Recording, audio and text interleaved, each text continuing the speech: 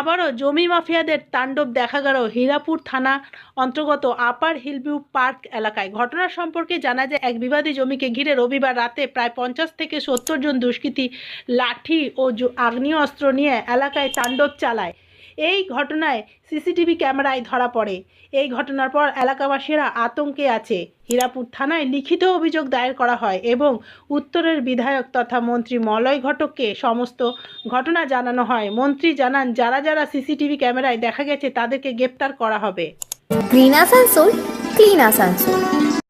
সিসিটিভিতে দুজনকে দেখা গেছে তাদের হাতে আগ্নেয়াস্ত্র ছিল, তাদের যত শীঘ্র সম্ভব তারা অ্যারেস্ট হবে। নিশ্চিত এবং আইনের বাইরে কেউ নয়, আইনে তারা যত শীঘ্র সম্ভব অ্যারেস্ট হবে। যে জাল কাগজ তৈরি করেছে তার বিরুদ্ধে মামলা হবে। আমি নিজের প্যাডে আমি ডিস্ট্রিক্ট ম্যাজিস্ট্রেট দেখি যে প্রচুর লোক, মোটামুটি প্রায় 60-70 জন হবে, ডান্ডা লাঠি এই সমস্ত নিয়ে দৌড়াদৌড়ি করছে। দিয়ে আমি একটু এগিয়ে গেলাম, তখন দেখলাম যে প্রচুর লোক এরকম একটা বাড়ির ওপরে হানা করছে এবং ওদের হাতে ভোজালি বন্দুক এই সমস্ত ছিল।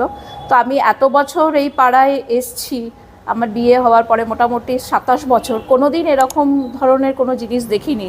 মানে জেনারেলি আমরা এগুলো সিনেমাতে দেখেছি বা শুনেছি, এবং এইসব জিনিস জেনারেলি বেশি হয় বিহার বা উত্তরপ্রদেশে আমরা শুনে থেকেছি, কিন্তু বেঙ্গলে এরকম প্রথমবার, অন্তত আমাদের মতো এরকম শান্তপ্রিয় একটা জায়গায়।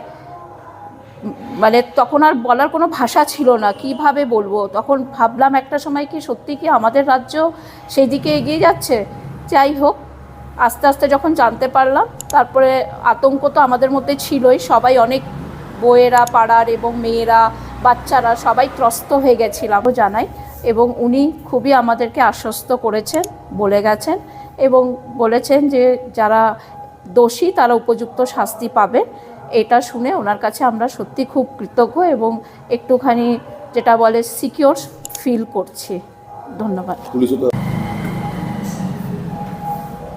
কি বলবেন এরকম ঘটনা, কি ঘটনাটা আমরা দেখেছি? আমার নাম বাসন্তী আই।